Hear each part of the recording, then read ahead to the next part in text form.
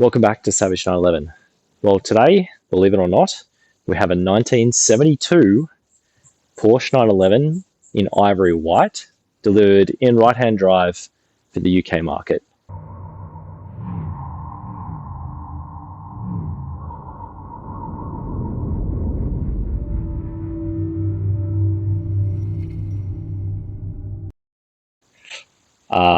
Obviously, it is not looking like that anymore. It's had the classic 90s treatment with the whale tail, wide flares. I think they're actually more like an SC flare than a full turbo. Turbo flares on the front, later mirrors, and a full body repaint in Petrol Blue, which is one of my favorite colors. So I can understand why they've gone for a 964 turbo in Petrol Blue. That is pretty hot, but obviously not period correct. But what's really interesting about this car actually is what's in the engine bay. Let's have a look. A lot of 90s Forward Data cars say turbo on the boot lid, but very few actually have a genuine turbo engine underneath. In this case, it's an even rarer 3-litre turbo engine with the original airbox and the original 8-pin CDI. There's no intercooler here. What a wild choice of an engine to drop into an early long hood car. This looks fine. There's a bit of a interesting sticker there, but otherwise fine.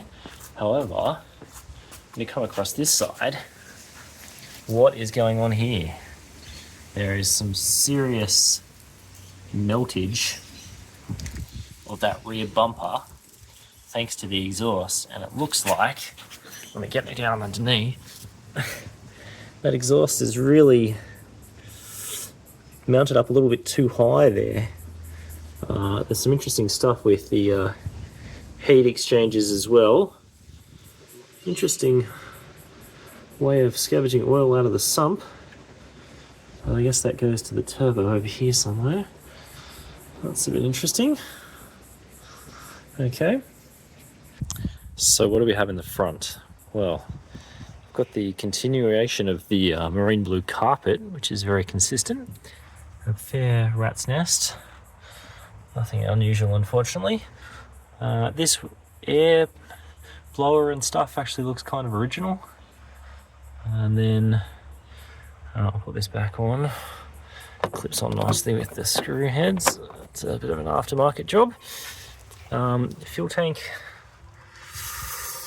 looks a little sketch, but I think that's the original fuel tank, judging by that colour. And then definitely not the original spare. That's a later spare without a clamp, which is probably not ideal in an accent. Look inside. Let's have a look. We've got a couple of little issues. First of all, I'm being careful with this door because the check strap is very much missing, along with a bunch of the door. This speaking out. Okay. And then the pedal, get that in focus. The pedal moves side to side, as well as being very wobbly. And listen, see if you can hear. They got rattles all down the car, so that needs a bit of attention. Kind of marine blue, I think it's called, the interior here. I mean, it's pretty amazing that it's all matching. You got the center console, the seats, front and rear, speakers on the parcel shelf. Even I think the headliner is a matching marine blue. Sunroof, the sun visors.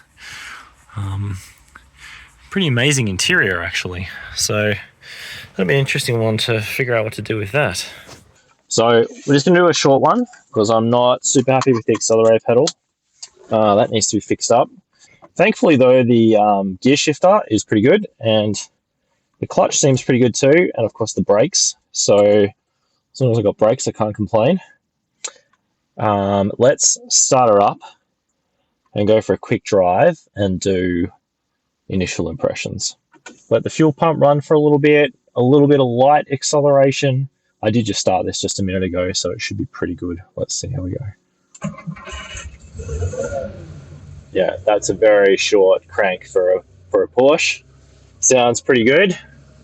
So let's handbrake off and take it for a drive.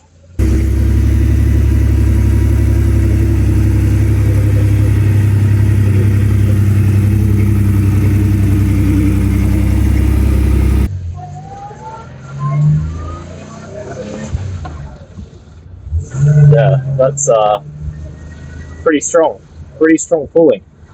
I'd say very strong pulling. Now, I'm just going to warm the brakes up a little bit because apparently there's a squeal in the brakes. I'm not hearing it cold, which is good, but apparently it's there hot. So let's see how we go.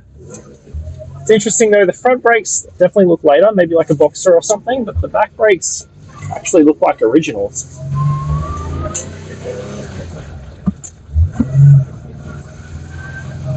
Haven't lost traction yet, which is good too. Hit some white lines there that I thought might skid a little bit, but okay, we'll keep jamming on the brakes here, warming them up a little bit.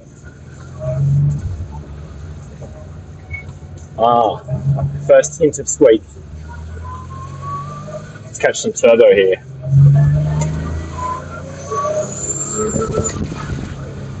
Wow, that's quick. That is quick. That absolutely rips.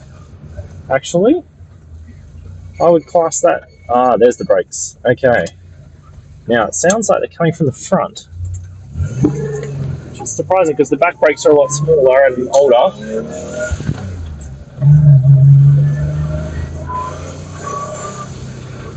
Wow, that really pulls nicely. Do some brake testing again.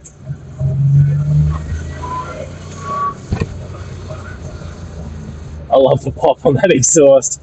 I don't know if you can hear it, but it's very sweet pop.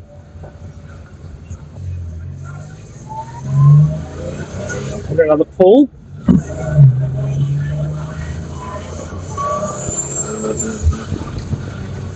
Wow, that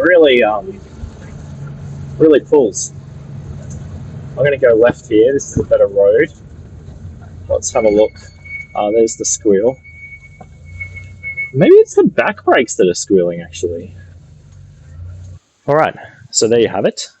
It pulled like a freight train, as they say, particularly down low, which is a little bit unusual with the 911 turbo. You could definitely still feel the kick, though. So overall, the owner wants to do a bit more of a 3.0 RS, like a 74 3.0 RS look.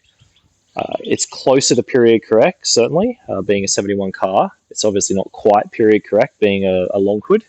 The other option is, therefore, maybe a 2.8 RSR style look. Generally keep the turbo flares and as much as the steel as we can, because that's really expensive to work with. And maybe go back to the front indicators and the long hood. Certainly that's very popular, Singer style, but this is actually a 71. So it does make sense, and it would bring it back closer to original. I don't think we're going to do a full body respray. That's probably not on the cards. One, this color is pretty nice. Not period correct, but pretty nice. Two, it's just too expensive. So we're not going to be doing that.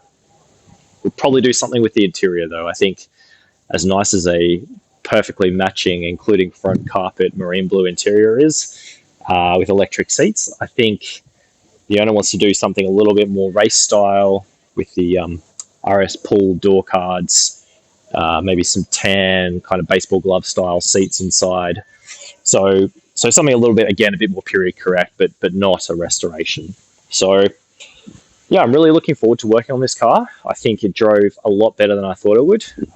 Very aggressive for a 3.0 turbo. Certainly more aggressive than my 3-litre turbo, which is really interesting, particularly because it's on the original CDI. So I'm curious what the map looks like for that. And yeah, really looking forward to getting stuck into this car. So we're going to restore it on the channel, or I shouldn't say restore. We're going to modify it further on the channel, and I'll keep doing videos to keep you guys updated. But please share your feedback and what you'd like to see. Thanks for watching.